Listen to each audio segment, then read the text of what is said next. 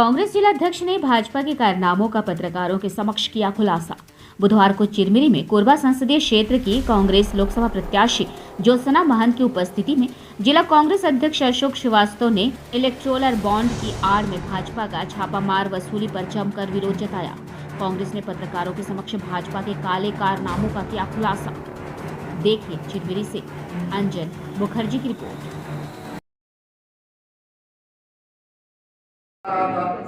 फिर भी जो जानकारी सामने आई है उसके अनुसार 1300 से अधिक कंपनियों और व्यक्तियों ने इलेक्टोरल बॉन्ड के रूप में दान किया है।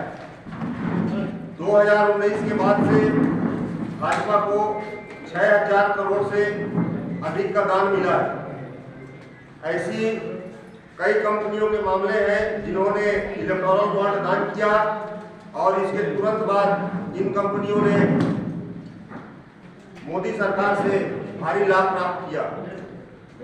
एक कंपनी है मेगा इंजीनियरिंग एंड इंफ्रा ने 800 करोड़ रुपए से अधिक के इलेक्टोरल बॉन्ड लिए हैं। अप्रैल 2023 में उन्होंने 140 करोड़ डोनेट किया और ठीक एक महीने बाद उन्हें 14,400 करोड़ रुपए की खाड़े बोरीवली ट्विन टनल प्रोजेक्ट मिल गया।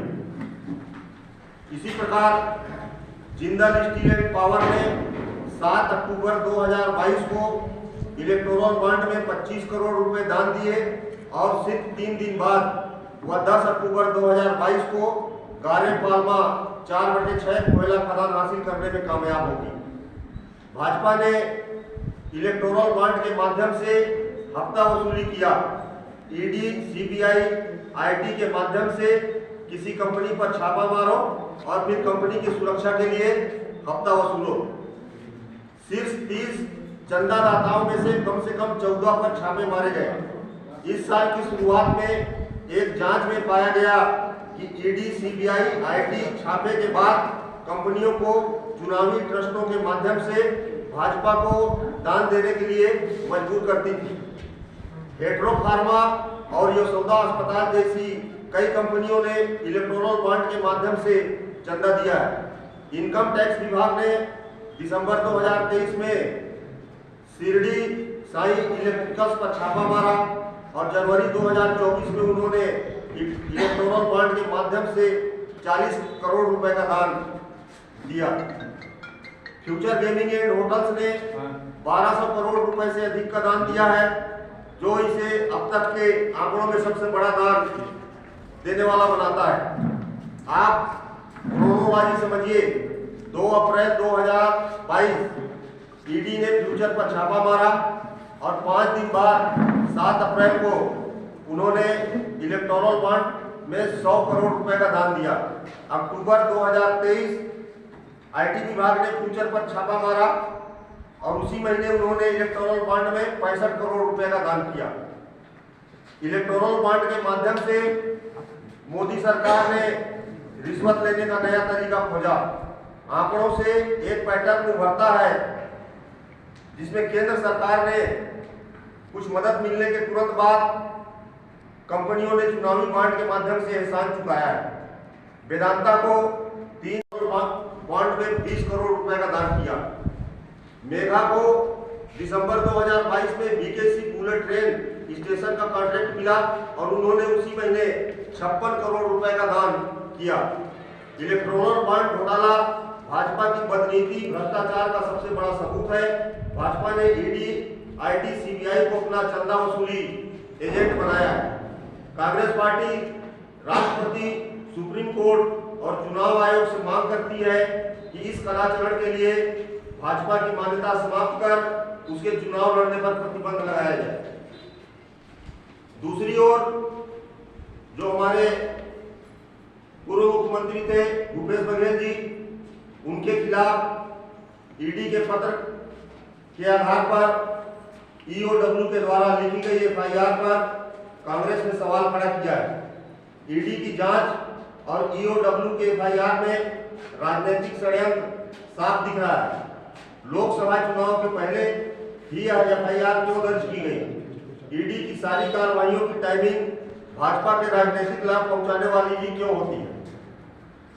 ईओडब्ल्यू बताए केंद्र सरकार महादेव ऐप पर प्रतिबंध क्यों नहीं लगा रही? पूर्व मुख्यमंत्री के खिलाफ दर्ज किए गए एफआईआर का आधार क्या है?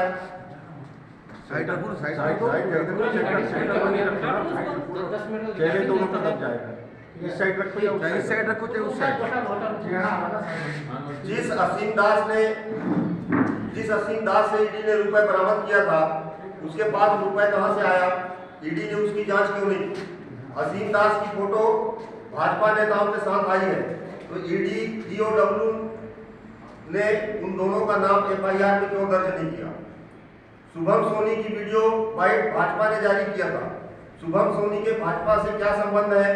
ईडी ने इसकी जांच क्यों नहीं किया? सौरभ चंद्राकर, रवि उत्पल के फोटो भाजपा नेताओं के साथ भी सार्वजनिक हैं, उन दोनों में पूछताछ क्यों नहीं की गई? शुभम सोनी, सौरभ चंद्राकर, रवि उत्पल को ईडी गिरफ्तार करके दुबई से वापस पत्र लिखा था, उसमें कुछ आईपीएस एवं अन्य अधिकारियों के भी नाम है। ईओडब्ल्यू ने उन अधिकारियों के नाम एफआईआर में क्यों छोड़ा? असीम दास की गिरफ्तारी के समय जिस इनोवा गाड़ी से रुपए जब्त हुए थे, उसके मालिक भाजपा विधायक अमर अग्रवाल के भाई हैं, उनसे ईडी ने कब पूछताछ किया? शुभम सोनी के जब दुबई में काउंसलर के समक्ष बयान देने गया था, तब उसे गिरफ्तार क्यों नहीं किया गया? असीम दास के तथाकथित बयान के आधार पर पूर्व मुख्यमंत्री पर मुकदमा दर्ज किया गया है। उस बयान का असीम दास ने अदालत में खंडन किया था, कहा कि वह बयान ईडी के दबाव में दिया था। उसके बाद भी भूपेश बघेल पर मुकदमा दर्ज किया गया। उसी असीम दास के साथ संबंधों के आधार पर भाजपा नेताओं से पूछताछ भी नहीं किया गया।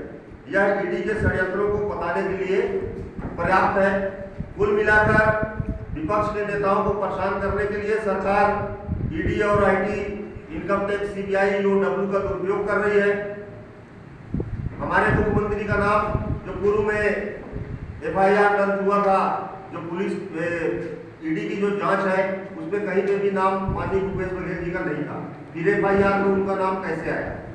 और जिस गाड़ी से पैसा बरामद हुआ, जिन भारतीय जनता पार्टी के नेताओं का नाम इस पे आया, जिनके साथ उनके फोटो दिखे महादेव सट्टा ऐप के मालिकों के साथ, उनसे पूछताछ क्यों नहीं हुई?